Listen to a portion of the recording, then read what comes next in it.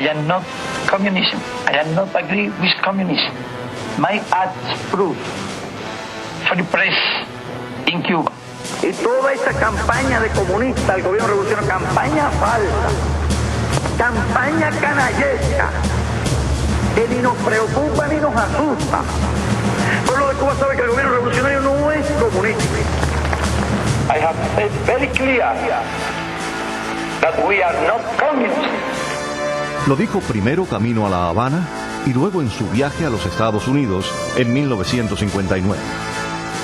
Pero en ambos lados del estrecho de la Florida existían desde entonces serias dudas del camino que estaba tomando la revolución cubana.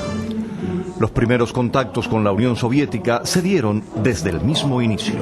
Yo te diría que fue finales de los años, del año 59, del propio año 59, que se producen los primeros contactos con funcionarios soviéticos en México, precisamente con los funcionarios de la Embajada de la Unión Soviética en México, a través de Héctor Rodríguez Llompar, uno de los encargados de establecer esos primeros contactos, que fueron los que trajeron precisamente a través de ese contacto, entró a Cuba en febrero del año 60, la feria aquella que llegó, la exposición de los logros de la Unión Soviética, que vino a la inauguración, Anastas Mikoyan fue el que inauguró aquella exposición. De esa época ya te digo, comienzan los primeros contactos, que incluso, bueno, fueron también a través del periodo, que en aquel momento corresponsal de TASS para México y América Latina, que era Alexander Alexeyev, que después fue embajador en Cuba. Esos son, te digo, los primeros acercamientos que yo recuerdo. Ya en la feria se produce la primera donación, que dejan los soviéticos aquí muchas cosas, y entre ellas 2 helicópteros, un Mi-6 y un Mi-1. Aquella visita a La Habana en febrero de 1960 del vicepremier soviético Anastas Mikoyan provocó protestas en sectores de la sociedad cubana. Esa protesta para nosotros significó mucho de definición.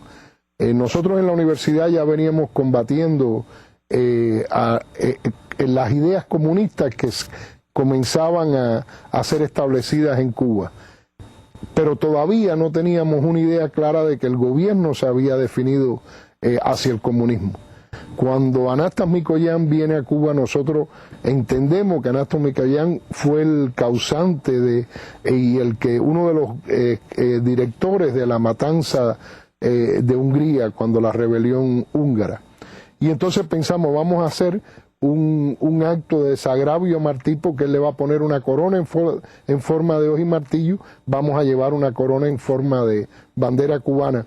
Pero fue un acto pacífico, fuimos muchísimos estudiantes de la Universidad de La Habana, de Villanueva, de La Salle, de institutos de Cuba, y fuimos allí con esa corona en una forma totalmente pacífica. Pero cuando llegamos ya nos esperaban fuerzas de la policía, fuerzas del G2, nos agredieron, caíamos presos, golpearon a muchos de los manifestantes, y en ese momento yo creo que nos damos cuenta nosotros de que sí, que ya el gobierno cubano se había definido y iba realmente a implantar un régimen totalitario comunista en Cuba. 3 meses después de su visita a Cuba, Mikoyan regresó a La Habana para inaugurar oficialmente las relaciones diplomáticas entre el gobierno de Fidel Castro y la Unión de Repúblicas Socialistas Soviéticas. Para esas fechas, el gobierno cubano comenzó a forjar su alianza militar con países socialistas. Pequeños destacamentos de jóvenes seleccionados fueron enviados a China, Checoslovaquia y la Unión Soviética a prepararse como pilotos de combate en aviones MiG y como tanquistas de T-34. Los primeros pilotos empezaron a formar aquí, después fueron enviados los primeros jóvenes a México a pasar el curso básico. Se suponía que en México iban también a concluir el curso avanzado de aviones de combate, pero ante los problemas que ya venía suscitando, yo pienso que también que la estrategia ya que venía tomando el gobierno, se decidió enviarlos, se habló con la embajada de Checoslovaquia y se enviaron por fin a estudiar a un grupo de jóvenes a allá a Checoslovaquia. Para dominar la técnica, ya parece que ya había la negociación, porque fueron a volar precisamente los MiG y no aviones de combate norteamericanos, sino fueron a volar específicamente aviones de combate de fabricación soviética en ese mismo año 60, cuando ellos están saliendo para estudiar a Checoslovaquia. Se está preparando ya un próximo grupo de jóvenes pilotos, que estamos hablando finales de los años 60, para ir a salir a estudiar a la Unión Soviética y a China, y otro grupo más a China, y todos eran a estudiar aviones militares. Y ahí se veía que el esfuerzo se estaba haciendo para forjar una alianza militar con la antigua Unión Soviética. Dentro de la propia Fuerza Aérea de Castro había descontento por el rumbo comunista que había tomado la Revolución Cubana. En mayo del 60, 11 meses antes, el G2 llegó a la base de San Antonio y metió preso a la mayoría de los pilotos que se manifestaban en el cauce comunista que estaba tomando la revolución. Para Washington no había dudas. Cuba se había convertido en un actor dentro del contexto de la Guerra Fría. La administración del presidente Dwight Eisenhower decidió, por razones de seguridad nacional, eliminar el peligro de una base soviética a 90 millas de los Estados Unidos, dando inicio a la ayuda a la resistencia civil interna en Cuba.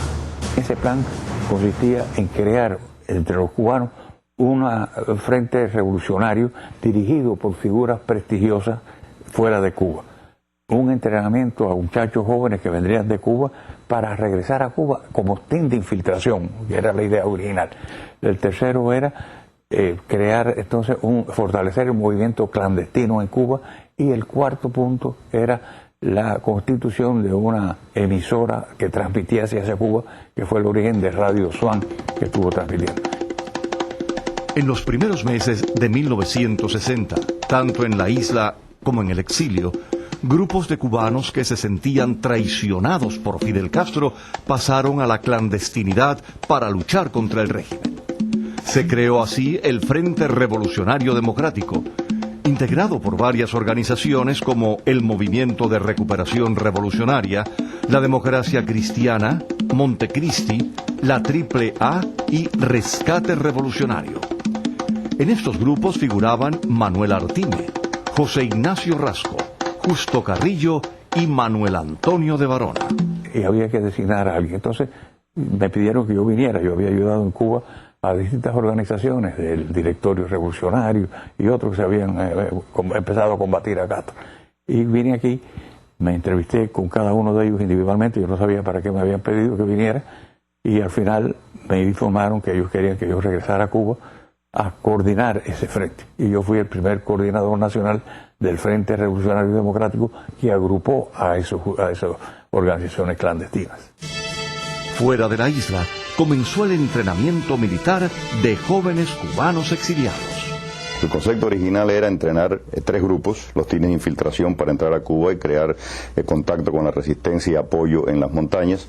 Te puedo hablar de lo que se llamó el reclutamiento inicial. Yo puedo hablarle también de mi experiencia. No puedo, quizás desde el punto de vista mío, yo puedo hablar de las cosas que yo vi, las cosas que yo participé. Salimos un grupo a medianoche hacia una destinación, un lugar desconocido en aquel momento, que fue después resultado en Yusepa, en la isla de Yusepa. Allí nos encontramos a un grupo de muchachos jóvenes, personas con gran ideal, estudiantes, la mayor parte de ellos. De la isla de Usepa, en la costa oeste del estado de la Florida, la base de entrenamiento se trasladó a Panamá. Los comandos recibieron un fuerte entrenamiento. Altamente entrenaron armamento, demolición, recepción aérea y marítima, que iban a entonces empezar a entrenar guerrilleros. Eso nos lleva a un lugar reconocido que fue Panamá. Estuvimos en la zona de Panamá, en la zona del canal de Panamá. Y estuvimos en cuestión de cerca de 2 meses, entrenando en todo tipo de operaciones de guerrilla, de operaciones de clandestinaje, con la intención siempre de ir a Cuba en un proceso de clandestinidad Ante la masiva ayuda militar de la Unión Soviética al régimen de Castro, Washington decidió potenciar el proyecto inicial de apoyo a la resistencia interna, incorporando al plan la ocupación de una cabeza de playa en el litoral cubano, donde se proclamaría un gobierno provisional. Así nació el Plan Trinidad. Era lo mejor que pudimos conseguir, ya que teníamos que seleccionar un lugar en la costa sur que tuviera una pista aérea que fuera defendible. Al adoptarse el Plan Trinidad, se comienza a integrar una fuerza regular capaz de implementarlo. Así nace la Brigada 2506.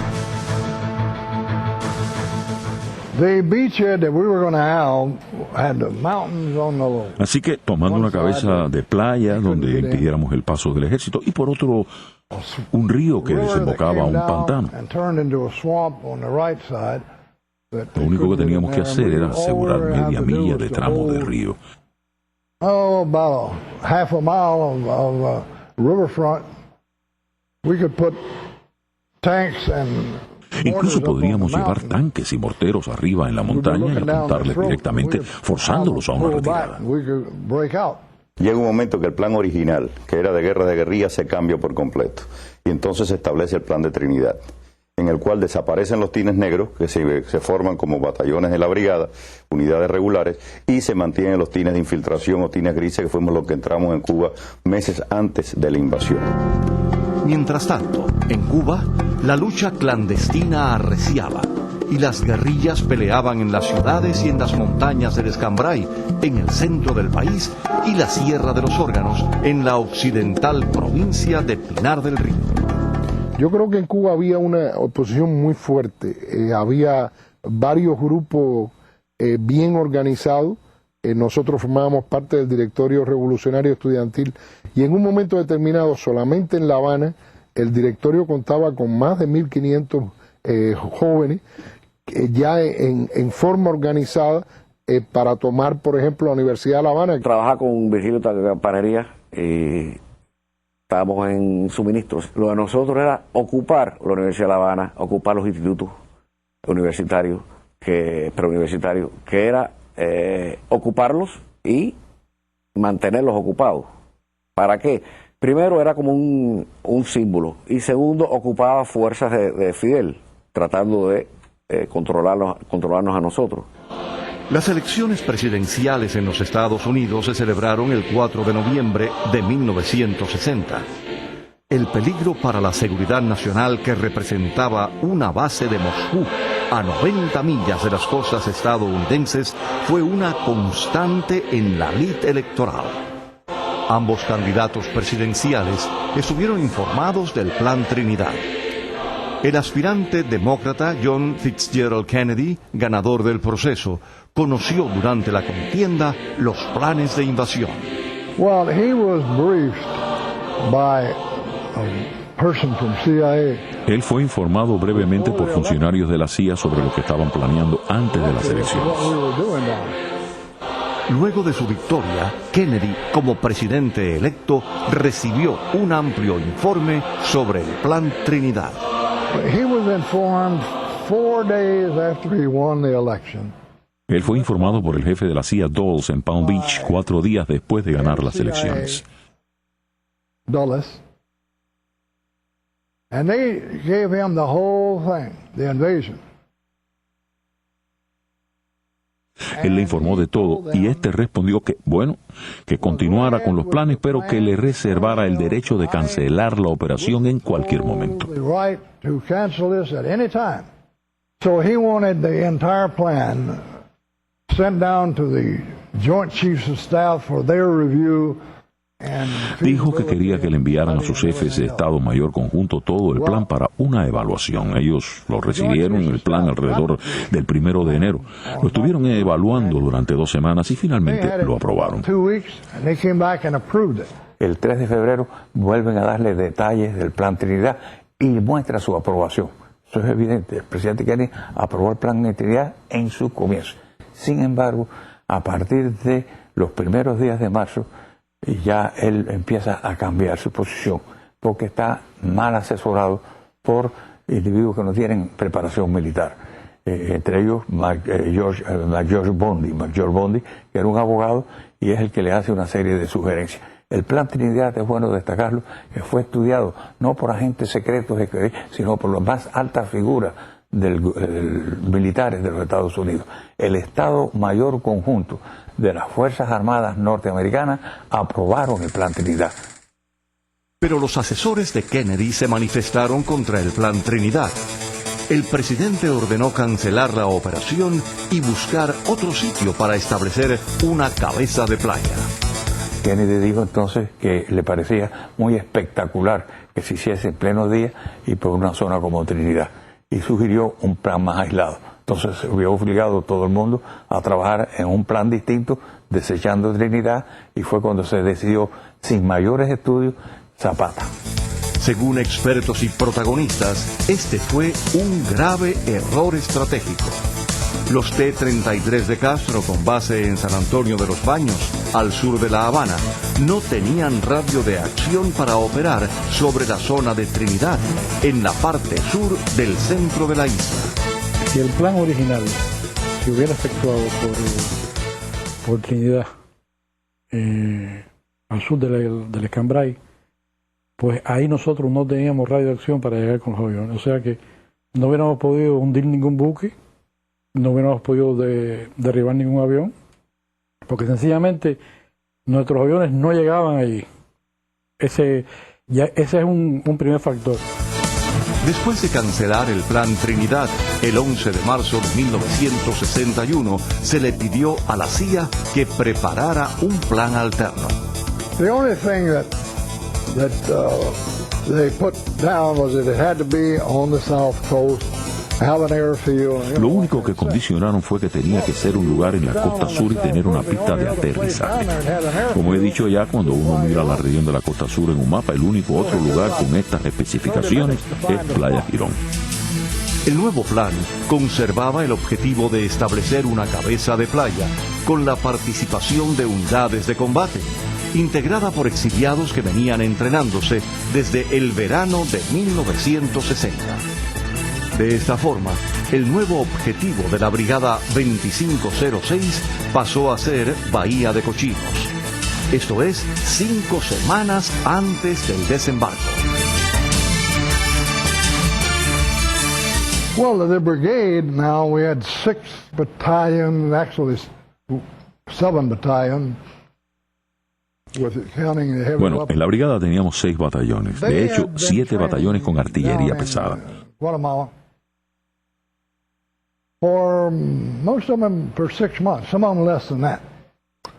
Habían estado entrenados en Guatemala, algunos durante 6 meses, otros menos tiempo. Ahora fueron entrenados por fuerzas especiales del ejército y por instructores de la CIA.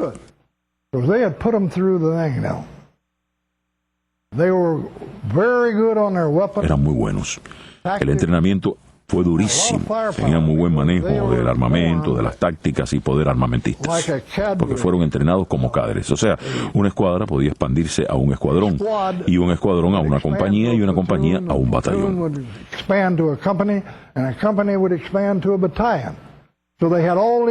Tenían buenos líderes y unos hombres capaces de desembarcar en las cabezas de playa y esperar por los refuerzos. El plan de Bahía de Cochinos descansaba en una premisa fundamental, que era el control aéreo sobre la cabeza de playa. Esta era una condición esencial para el éxito de la invasión. El ataque aéreo inicial lo llevarían a cabo 16 aviones B-26. Teníamos 16. Habíamos pedido mejores aviones, más modernos, y no nos los dieron. No lo hicieron por el hecho de que teníamos que tener lo mismo que la Fuerza Aérea de Castro, y él solo tenía B-26. Queríamos los aviones de la Marina, los AD, que eran tremendos aviones, pero dijeron que son muy modernos. Tienen que bajar de categoría. Mira, se probó en la Guerra del Golfo, se probó en la Segunda Guerra Mundial, se probó en Corea. El control del aire es vital. Es vital. Y más en aquella época que tenía que ser por contacto visual directo. Si viene una columna de tanque y la artillería no puede dominarla, la aviación es la que la domina. el que controla el aire gana la guerra. El ataque aéreo tenía que ser masivo y devastador. La fecha elegida para la invasión fue la segunda quincena de abril de 1961. Well, we were going to hit his airfield. Íbamos a atacar su base aérea en 3 ocasiones con los 16 aviones B-26. Now, we were going in on Saturday at midnight. So, on Friday, we were going to hit his airfield. Luego regresábamos y los volvíamos a atacar en la noche al día siguiente, que era el día de la invasión. Íbamos a atacarlos a primera luz del día y luego a desembarcar en la cabeza de playa. Last light and hit them again. And then the next day, which was the day of the invasion, they were going to hit them at first light and then come back and land at the beachhead. El presidente dijo que de eso nada, que eran demasiados aviones, a pesar que era el plan que ya se había aprobado. This is the plan that he had already approved. On that March 11th. Oh, yeah. Dijo que redujéramos a 6 los aviones. ¿Por qué 6? Porque ese era el número de aviones B-26 que Castro tenía. Why 6? Because that's all Castro had. Todo dispuesto para el desembarco de la brigada por Bahía de Cochinos, se comenzó a infiltrar en la isla a los hombres que, altamente entrenados en la lucha urbana, darían apoyo directo a las organizaciones que combatían en la clandestinidad. Mira, entramos por 3 lugares diferentes. Hubo un team que se tiró por paracaídas. La mayor parte de nosotros entramos clandestinamente por mar, con barcos en una operación clandestina marítima, y otros entraron con documentación por el aeropuerto José Martí como estudiantes que regresaban de universidades americanas. Mira, en ese tiempo nos concretábamos a entrar armamentos, explosivos, equipos de demolición, trabajar con la resistencia interna, hicieron sabotajes en La Habana y se empezó a reforzar los diferentes grupos que operaban dentro de Cuba con equipo militar. La Jefatura Nacional de la Resistencia Cubana, presidida por Rogelio González Corso Francisco, tenía proyectado varios levantamientos simultáneos en diferentes puntos de Cuba. La resistencia estaba muy bien organizada, se peleó enormemente dentro de las ciudades, en diferentes campos. Hubo un caso específico donde un miembro de la resistencia fue capturado, estaba en el G2, y otros grupos, compañeros, se vistieron de milicianos, fabricaron una carta de Raúl Castro y entraron en el G2 de Quinta Avenida, le dieron 2 galletazos a la persona y se lo llevaron de ahí, en las mismas narices del G2. Pero pocos días antes del desembarco y del levantamiento interno, y por pura casualidad, la jefatura del movimiento clandestino en Cuba es capturada. Rogelio González Corso. Él estaba coordinando en ese momento la unificación de todos los diferentes grupos y movimientos internos que había en Cuba, y desgraciadamente en esa famosa reunión donde se iba a centralizar todo eso, fue donde por una coincidencia el G2 logra detectar una casa cercana a ellos. Una muchacha que trabaja ahí va corriendo a la casa, que no tenía nada que ver ella, que precisamente tenía esta reunión. Ellos entran ahí y ubican al resto de las personas. Y Francisco cae preso, inclusive ellos reconocen a Sorí Marín, que estaba en esa reunión, había un miembro del team de infiltración, Ñongo Puig, y todos son capturados ahí. Prácticamente ahí es uno de los golpes más grandes que recibe la resistencia interna. Cayeron presos también en ese momento Francisco, o sea, Rogelio González Corso, que era el coordinador general de toda la fuerza clandestina dentro de Cuba. Y todo ese plan, bueno, se vino abajo. Tantos, ahí murió Virgilio Campanería, estuvo Tapita, estuvieron infinidad de compañeros nuestros que cayeron presos y fueron muchos de ellos fusilados. Y ya el 18 de marzo, un mes antes, habían detenido a Humberto Sorí Marín, a Rogelio González Corso, Francisco, a Díaz Hanscom, a Puig, a varios, y esos eran los dirigentes nacionales de las organizaciones nuestras. Es decir, el clandestinaje había sido descabezado 30 días antes. Finalmente, el 17 de abril de 1961 fue escogido como la fecha para el desembarco por Bahía de Cochinos, el día 0. La Brigada 2506 fue trasladada de Guatemala a Puerto Cabezas, en Nicaragua, donde se concentraron los barcos y todos los aviones que participarían en la invasión, que fue bautizada con el nombre de Operación Pluto. y que también incluía el desembarco de un batallón de comandos a las órdenes de Higinio Nino Díaz, un veterano combatiente del ejército rebelde que se había entrenado en las cercanías de New Orleans, en Luisiana, y que partió de Key West con rumbo a la playa de Inías. Su misión era desembarcar en Oriente y distraer la atención de Castro hacia esa región 3 días antes del desembarco por Bahía de Cochinos. El 14 de abril de 1961, la Brigada 2506 zarpó de Puerto Cabezas. La invasión había comenzado. Primeramente, fuimos en barcos de carga. Como todo el mundo, dormíamos fuera de borda, no había, el viaje de Puerto Cabezas a Cuba demoró cerca de 3 días. La gente tenía no había manera de comer, no se puede encender ningún tipo de fuego porque el barco estaba lleno de explosivos. El día 15 de abril, con la brigada navegando hacia las costas de Cuba, despegaron los 8 B-26 del ataque inicial, que partieron de su base en Nicaragua. El objetivo era destruir la aviación de Castro en San Antonio, Columbia y Santiago de Cuba. El reducir el número de B-26 que debieron participar en el primer ataque aéreo resultó ser un error fatal que tuvo graves consecuencias.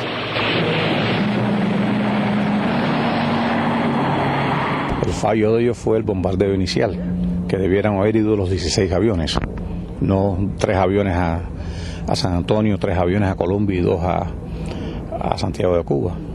Bueno, yo soy miembro de la Fuerza Aérea de Estados Unidos y efectivamente cualquier operación de este tipo tiene que tener el aire, es probablemente la parte más importante. Tenían la habilidad de hacer eso. Desgraciadamente no se hizo. Se debió haber atacado a la Fuerza Aérea cubana con máximo número de aviones. El corazón de la Fuerza Aérea estaba en San Antonio de los Baños. Si hubieran atacado completamente a San Antonio, nos hubieran destruido todos los aviones y hubiéramos sucumbido. A las 6:45 minutos de la mañana comenzó el ataque simultáneo sobre las 3 bases aéreas de Castro: San Antonio, Columbia y Santiago de Cuba. Y ahí lo que hicimos fue poner potencia militar, entramos bajito, pegado al agua como a 20, 30 pies, llegamos al acantilado de Santiago de Cuba, el aeropuerto. Entramos 5 veces. Quiero que sepas que con 2 que se hagan ya es suficiente. El fuego antiaéreo se puso serio. Gonzalo tira sus fragmentaciones, rompe el hangar de la MOA, me acuerdo que supuestamente había unos Sea Furies allí. Y entonces yo entro de sur a norte, veo un B-26 que está en la rampa militar todavía intacto, le tiro. Atacamos a San Antonio. Íbamos 3 aviones, entramos, hicimos como 5 o 6 pases. En los 3 objetivos aéreos, la sorpresa fue total. Carril y yo no logramos llegar al 715, al T-33, número 715, porque un B-26 lo destruye, que en el momento que nosotros íbamos corriendo, lo destruye, y era René García, que es mi amigo nuestro. El resultado del ataque a la Fuerza Aérea de Castro fue el siguiente. En San Antonio, un T-33 destruido junto a otros aviones. Y en Santiago de Cuba, 2 B-26, un T-33, un Sea Fury y el jet personal de Raúl Castro. La brigada perdió un B-26. Al final, a Castro le quedaron 6 aviones de combate, 2 B-26, 2 Sea Fury y 2 jets T-33 que sobrevivieron al fuego inicial. Pero aún quedaban los ataques aéreos planeados para la tarde del 15 y 16 de abril. De regreso a la base, los B-26 de la brigada comenzaron los preparativos para continuar las operaciones y completar la destrucción de los aviones de Castro. En ese momento llegó la orden de cancelar los ataques aéreos. Yo salgo el día 15. Cuando regreso a las 9:30 de la mañana, enseguida hablo con el que era general Rick Duster, para preparar mi segunda salida a la 1 de la tarde. A eso de las 12:15, el general viene con un papelón así de Washington y dice, los vuelos han sido parados 48 horas. Y le dije, general, aquí se acabó la invasión. ¿Qué había pasado? ¿Por qué se tomó la decisión de cancelar los ataques aéreos que hubiesen podido completar la destrucción de los 6 aviones que le quedaban a Castro? La respuesta descansa en la premisa de que Bahía de Cochinos tenía que lucir como una acción de exiliados cubanos, que se debía ocultar la enorme participación de los Estados Unidos y que los bombardeos aéreos eran el resultado de una rebelión de pilotos de la aviación de Castro. Con este propósito se planeó que un B-26 con base en Nicaragua y pilotado por Mario Zúñiga aterrizara en Miami, donde Zúñiga asumió el rol de desertor del régimen. El avión de Zúñiga se prepara para que aterrice en Miami y se le dan unos tiros a las nacelas de los Cowley para que luciera que había estado en algo de combate. Fue planeado de esa forma, pero la operación, la gente que estaba a cargo de la operación no se dan cuenta o no saben que los aviones de Castro en La Habana, los B-26, eran de nariz plástica y los nuestros eran de nariz sólida, como este que estamos viendo aquí. Y ahí fue cuando vino el problema de las Naciones Unidas, el Roa creo que fue el que habló, y aquello fue el desastre. Raúl Roa, el embajador de Castro en las Naciones Unidas, presentó fotos de los B-26 señalando las diferencias entre los aviones de la brigada y los de ellos. El embajador de los Estados Unidos, Adlai Stevenson, había dicho que los ataques aéreos de la madrugada del 15 de abril eran el resultado de la rebelión de pilotos de Castro. Ante las evidencias presentadas por Roa, el embajador Stevenson exigió a Washington una rectificación. Stevenson, irritado, y él pasa un cable a Dean Ross, que era el secretario de Estado, para que le den una explicación. Dean Ross va a ver al presidente Kennedy y el presidente Kennedy le dice que sí, que hay que suspender los ataques. The president tried to explain later on when it failed. El presidente trató de explicar después que había sido mal informado, que había sido mal aconsejado.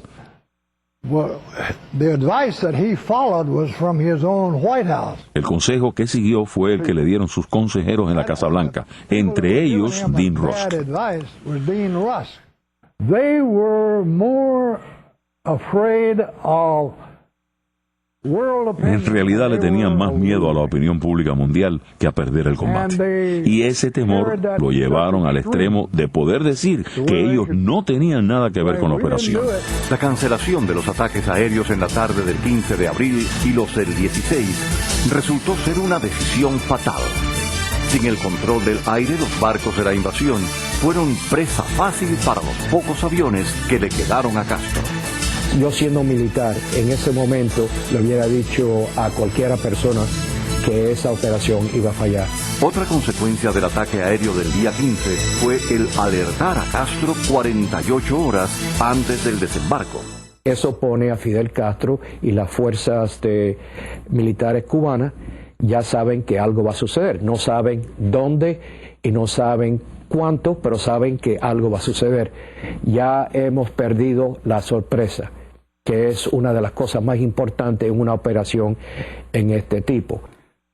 En las primeras horas del 17 de abril de 1961, la Brigada 2506 comienza el desembarco en Playa Girón y Playa Larga. El Blagar y el Barbarajota fueron las embarcaciones artilladas que tenía la brigada. We came in on time. Llegamos a tiempo. Estábamos previstos a llegar a eso de las 11:30 de la noche. Los hombres ranas iniciaron el reconocimiento de las playas.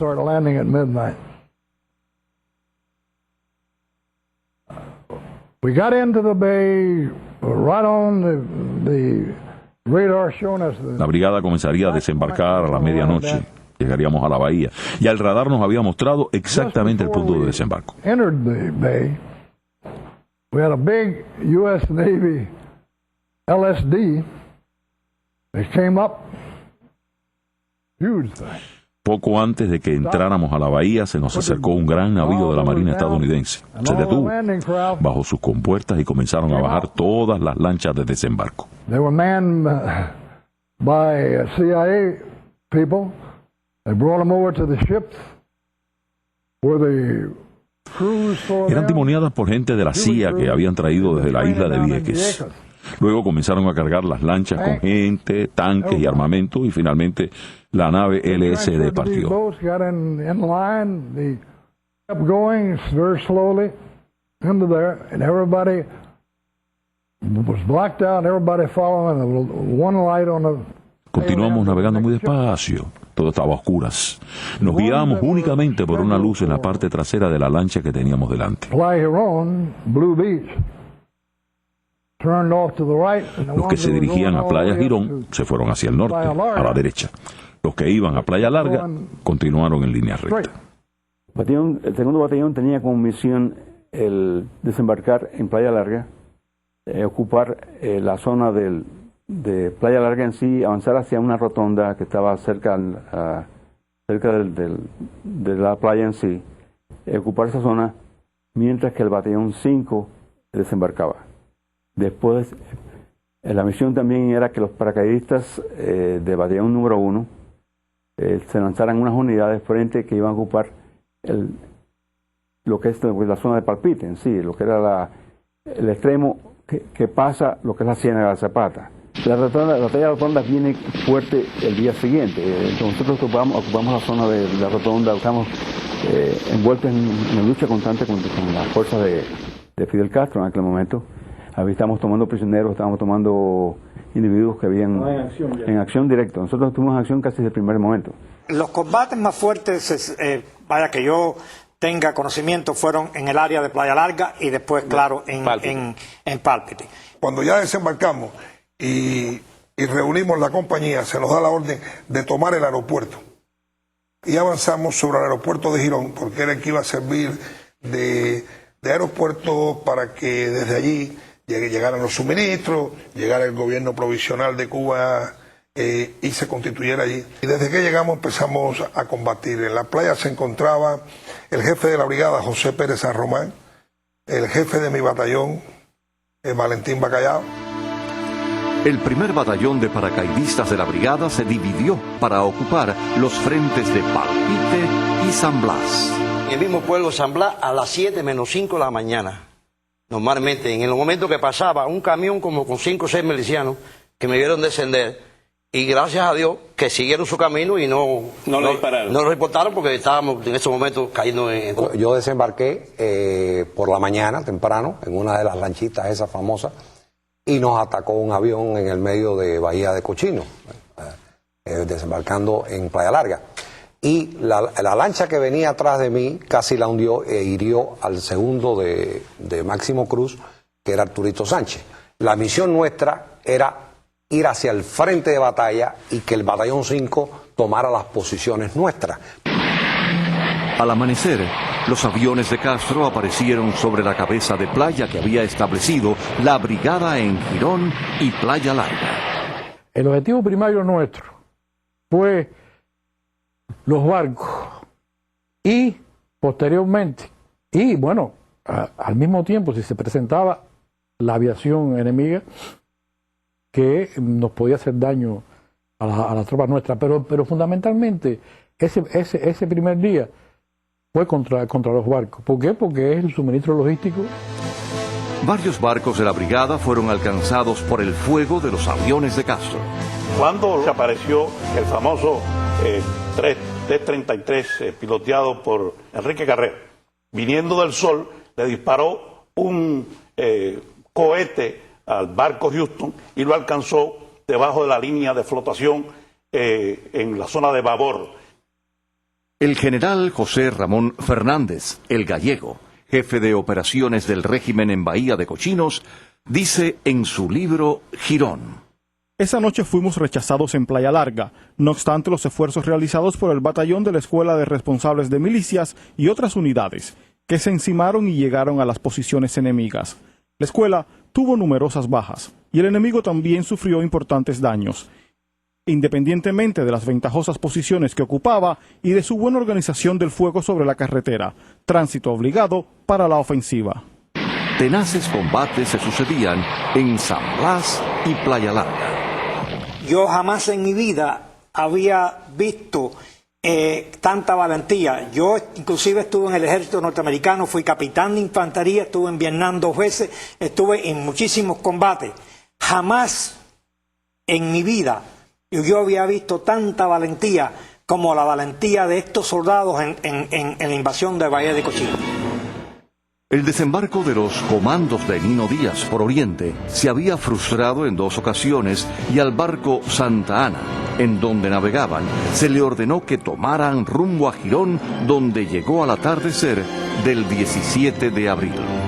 Lamentablemente la operación no ocurrió, no pudo llevarse a vías de hecho porque estaba virtualmente tomada toda la costa y se nos dio instrucciones entonces de continuar hacia Bahía de Cochinos. La represión de Castro al ataque aéreo del 15 de abril fue masiva. Más de 200.000 cubanos fueron encarcelados y los principales jefes de la resistencia que se encontraban presos desde mediados de marzo fueron sumariamente fusilados. Y Castro desató una clase de represión extraordinaria, no solamente en La Habana, pero en el resto de la República, donde agarraban preso a cualquiera, revisaban casa por casa, manzana por manzana, y si usted no pertenecía a una unidad militar, aunque no hubiera hecho nada, iba a un campo de concentración. En La Habana se habilitaron campos de pelota que tenían cercas altas y metieron 80, 90, 100.000 personas. En el Teatro Blanquita metieron 5.000 y en ese momento sí lograron desarticular la resistencia interna, que estaba muy bien organizada. Mi hermano menor era oficial del G2 en Pinar del Río. Ya él murió. Y él me cuenta, me contó que ya desde que a partir del día del bombardeo, ellos tenían ya las listas de la gente que iban a meter presa y fueron, bueno, llenaron estadio completo de presos. Metieron presos a miles, iba a decir centenares, a miles de opositores, religiosos, a todo el que se les oliera a oposición, fueron arrestados y después ya de que pasa lo de la invasión, pues bueno, fueron poco a poco, fueron liberando. Nosotros caímos el 27 de marzo y el 17 de abril, o sea, llevábamos 20 días en la cabaña. Y entonces cuando nos enteramos por radio de esto, creíamos que era el definitivo. Inclusive Virgilio Campanería en Capilla escribe una carta y dice: estoy contento porque sé que voy a ser el último, o vamos a ser nosotros los últimos que van a fusilar. O sea, estábamos confiados. En las últimas horas de su vida, antes de enfrentar el pelotón de fusilamiento, Virgilio Campanería, valiente hasta el final, escribió su carta de despedida al pueblo de Cuba. Aquí ofrecemos algunos fragmentos de su adiós, llenos de fe y de esperanza. Pobre Cuba, cuánto has sufrido. Pero la Cuba nueva surge del odio para sembrar el amor, de la injusticia para sembrar la justicia. Justicia social, no demagogia engañadora de pueblo. Una Cuba madura porque ya conoce todos los engaños y a todos los farsantes. Una Cuba para los cubanos y con todos y para el bien de todos. A ti, estudiante, te cabe esta gloria de liberar a la patria y de levantar esa Cuba nueva. ¡Viva Cristo Rey! ¡Viva Cuba Libre! En vísperas de la invasión y pocos días antes de ser capturado por los agentes de Castro, el coordinador nacional de la resistencia en Cuba, Rogelio González Corzo, Francisco, escribió a Orlando Bebo Acosta su visión de la lucha en la clandestinidad.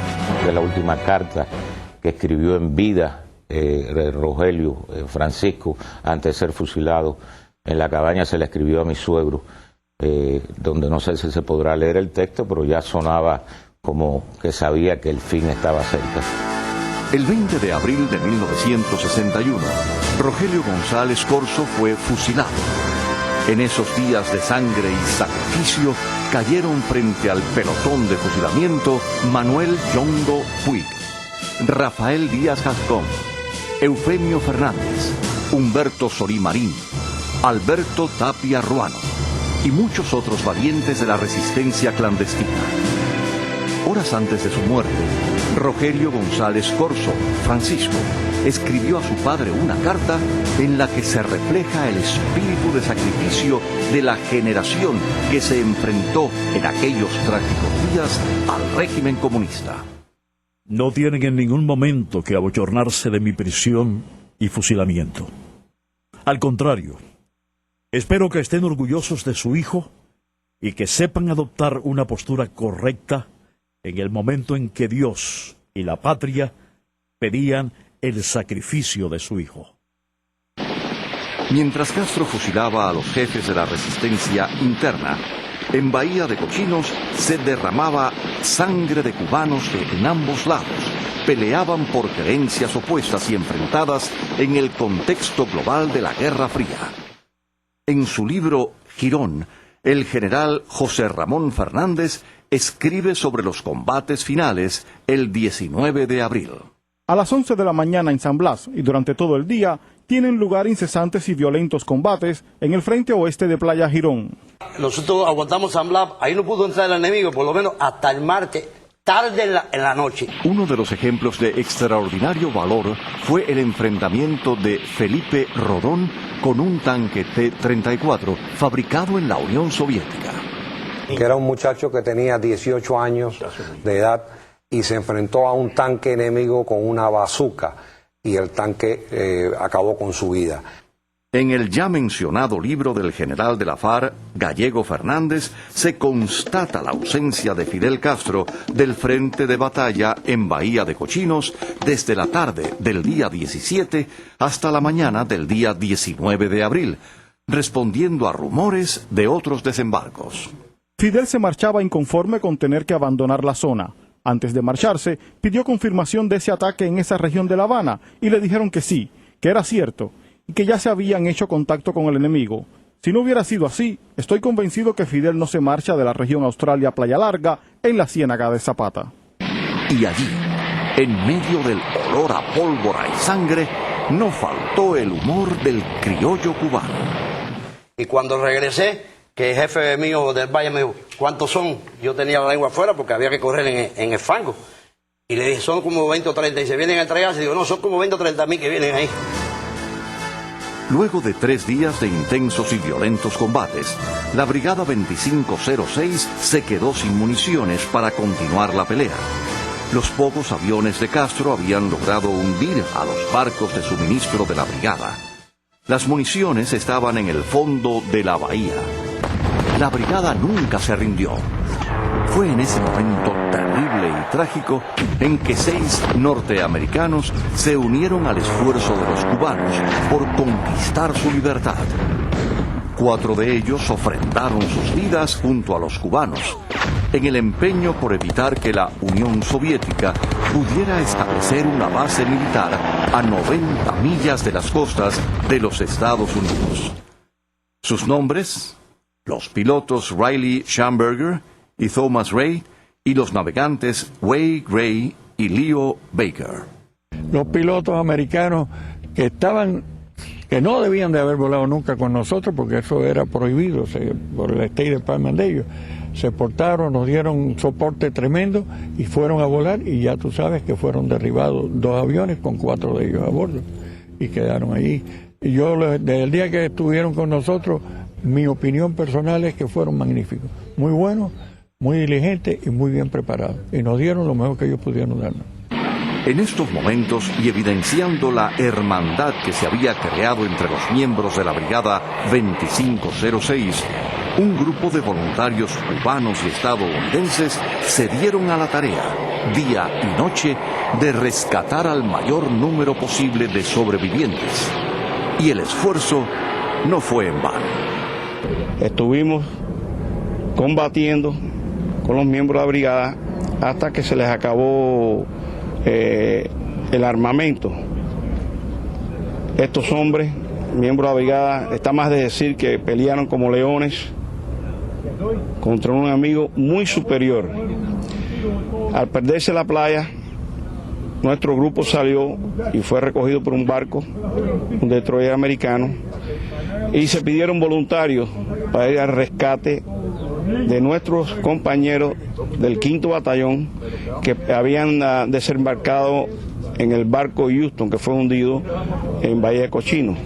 Procedimos durante 15 días, de 12 a 15 días, a rescate. Sacamos 46 y enterramos a 6, incluyendo uno de los pilotos enemigos. Well, first we came in on a destroyer right up to where the Houston was sunk here. Primero vinimos en el destroyer hasta aquí, donde le habían pegado a Houston, y no pudimos ver a nadie. Entonces tomamos unos barcos de gomas y fuimos hasta allí. About here. And still couldn't find anybody. They were hiding. The militia had started coming. Tampoco pudimos encontrar a nadie. Entonces fuimos un poco más adentro y comenzamos a recogerlos y a llevarlos al destroyer. Esta operación duró 3 días y 3 noches. Terminamos recogiendo 46 de ellos. En realidad, la Marina de los Estados Unidos tomó posesión de un estrecho de 40 millas de costa cubana y mantuvo su posesión por 3 días. Muchos miembros de la brigada se internaron en los pantanos de la Ciénaga tratando de evitar la captura.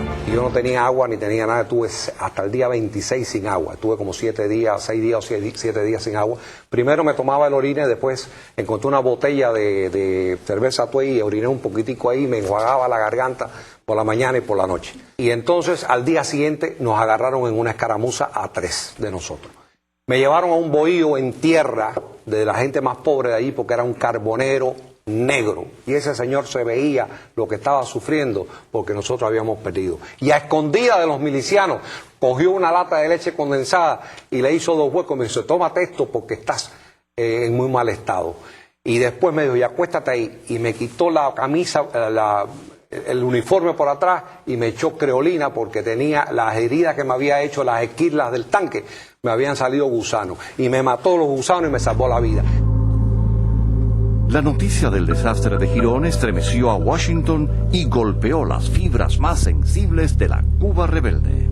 Mira, una vez que ya viene el fracaso a los 3 días, y déjame decirte que yo lloré en la televisión viendo a mis compañeros siendo capturados, sabiendo que habían peleado como leones contra una unidad 50 veces más fuerte que la de ellos. 1.214 combatientes de la Brigada 2506 fueron hechos prisioneros. En combate murieron 67. 10 en el mar, escapando de la isla, y otros 22 murieron asesinados después de la pelea. Entre estos últimos están los 9 brigadistas que perecieron asfixiados en la rastra de la muerte. Entonces nos meten en la rastra, ya había bastantes compañeros ahí menos nosotros, yo miré, más o menos calculé, miré la puerta y le dije al cabo mío, digo, la Chaguita, si cierran la puerta esta, aquí nos vamos a jugar. Dice, no la pueden cerrar, digo, que no la pueden cerrar. Diciendo eso, pusieron un cubo hecho chiquitico con agua y cerraron la puerta. Y ahí empezó la odisea, bastante tenebrosa, bastante dura, porque vean los hombres. Yo estoy hablando con uno, Max Acosta Pita, que me dijo, Jota, no puedo más, y se desmayó, se salvó. Moisés Santos Ramos, que murió en la rastra, me hizo el cuento que tenía una granada sin espín en la mano por 1 hora.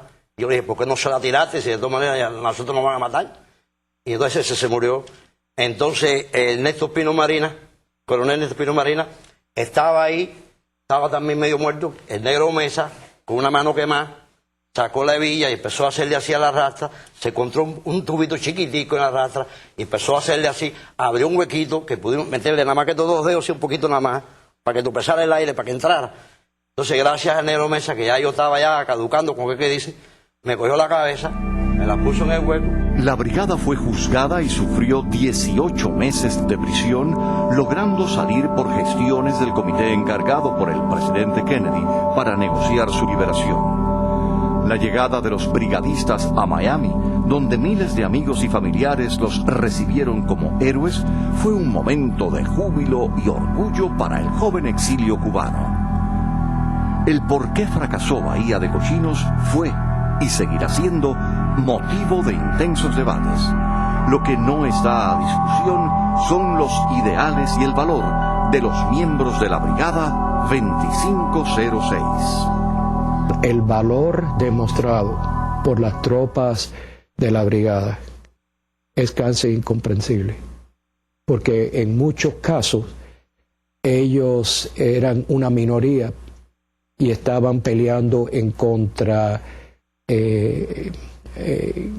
blindados, como tanques, equipos blindados, hombres en contra equipos blindados. Que nuestra patria sepa que nos movió el amor a nuestro suelo, el deseo de regresar y el deseo de ver a nuestra patria libre y soberana de nuevo. Los 6 aviones que sobrevivieron el ataque del 15 de abril resultaron decisivos en el desenlace final del drama cubano, especialmente los 2 jets T-33, que tomaron control del espacio aéreo sobre Bahía de Cochinos y decidieron la batalla. The big factor there was the jet T-33. Bueno, el factor ahí eran los jets T-33. Nosotros pudimos tumbar a los B-26 y los Sea Furies, pero esos jets eran demasiado rápidos. Aparecían de repente, disparaban sus cohetes y así mismo se desaparecían. No teníamos la más mínima posibilidad de tumbarlos.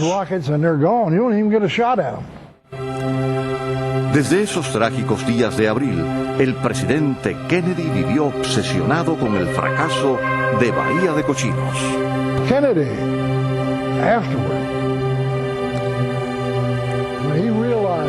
Kennedy después, cuando se dio cuenta de lo que había hecho, algo que sus consejeros catalogaron como obsesión a grado mayor sobre su parte en el fracaso de Bahía de Cochinos, se pasaba las noches caminando por los pasillos.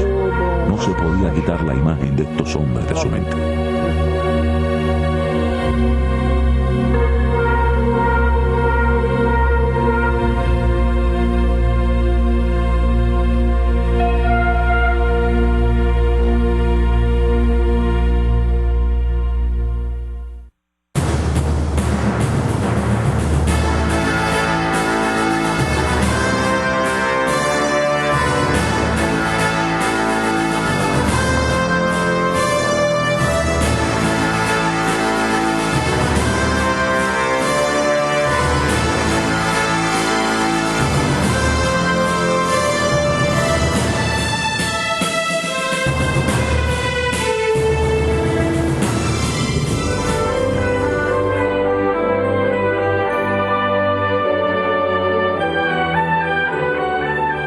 Fue el 17 de abril.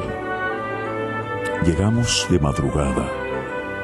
Llegamos sobre las olas para clavar el día en nuestras playas. Fueron 3 días, Carlyle. Días de pólvora y metralla, días de muerte y de noche, días de sangre y de lágrimas. Y al tercer día comprobábamos que se acababan las balas.